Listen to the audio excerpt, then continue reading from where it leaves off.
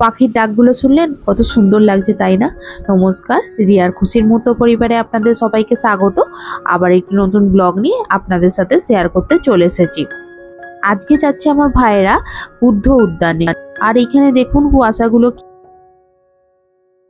এই যে দেখুন বুদ্ধ উদ্যানে চলে এসেছে। এটি রবংলা জেলার অবস্থিত।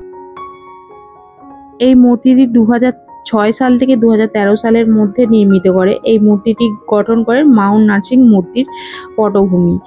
আর এটি প্রধান মূল আকর্ষণ হচ্ছে গৌতম বুদ্ধের 2550তম জন্মবার্ষিকীতে এই মূর্তিটি নির্মিত হয়। আর এই মূর্তিটা পুরো তামার, 60 টন তামা দিয়ে এই মূর্তিটি তৈরি হয়। আর এটা 130 ফুট উঁচুতে, মানে এই 130 ফুট উঁচুতে এই বুদ্ধ মূর্তিটি রয়েছে। আর এটির রালাং মঠ নামে একটি জায়গায় এই মূর্তিটি স্থাপিত করা হয়। রালাং মঠ হচ্ছে একটি মানে প্রাচীন ধর্মীয় স্থান। সেইখানেই এই মঠ বুদ্ধ মূর্তিটির জন্য জায়গাটি বেছে নেওয়া হয়। এবার সেখানেই হচ্ছে এই বুদ্ধ মূর্তিটি নির্মিত করেন। দেখুন এই বুদ্ধ মূর্তিটা পুরোটাই তামার। কি দারুণ লাগছে না? উপর থেকে যখন দেখছিল কি দারুণ লাগছিল। আর এই যে দেখুন সেদিনকে খুব বৃষ্টি হচ্ছে, ভাইয়েরা যেদিনকে গেছে এই বুদ্ধ উদ্যানে প্রচন্ড বৃষ্টি হচ্ছিল, কিন্তু ছাতা মাথা দিয়ে ওরা ঘুরেছে। ওই দেখুন একজন ছাতা মাথা দিয়ে যাচ্ছে, টিপ টিপ টিপ টিপ করে বৃষ্টি হচ্ছে আর ওরা ছাতা মাথা দিয়ে এদিক ওদিক করে যাচ্ছে, সবকিছু দেখছে। ভাই বলছে সিকিমের যে পরিবেশটা সেটা রোদেতেও যেমন সুন্দর, বৃষ্টিতেও তেমন সুন্দর, কুয়াশাতেও সুন্দর, মানে এক এক রকম রূপ দেখাচ্ছে সিকিম। মানে রোদেতেও একরকম রূপ দেখাচ্ছে, মেঘেতেও একরকম রূপ দেখাচ্ছে, আবার বৃষ্টিতেও আর একরকম রূপ দেখাচ্ছে। এ দেখুন উপরে উঠে গেছে মন্দিরটার উপরে। আর এর কারুকার্যগুলো দেখুন কি দারুণ ভাবে কি কারুকার্য করা আছে, সেটা তো আমি বলতে পারবো না। নানা রকম নিশ্চয়ই মানে তার মানে রয়েছে, অর্থ রয়েছে এই কারুকার্যে, কিন্তু আমি তো জানি না, তা আমি বলতে পারবো না। কিন্তু এই মানে যে কারুকার্যগুলো কি দারুণ লাগছে দেখুন। বলছে অনেকগুলো সিঁড়ি রয়েছে, অনেক সিঁড়ি ভেঙে তারপর এখানে উঠতে হয়েছে। ভাই একাই গেছিলো, যে ওই যে ভিডিওটা করে এনেছে। আর দেখুন পুরো মূর্তির চারপাশটা ঘুরছে।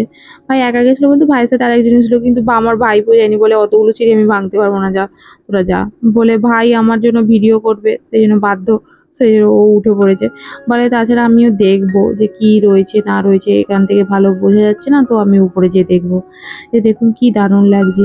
আর উপর থেকে নিচেটা দেখুন কি দারুণ লাগছে, এটা পেছন দিকটা। আর এই দেখুন কি দারুণ লাগছে না?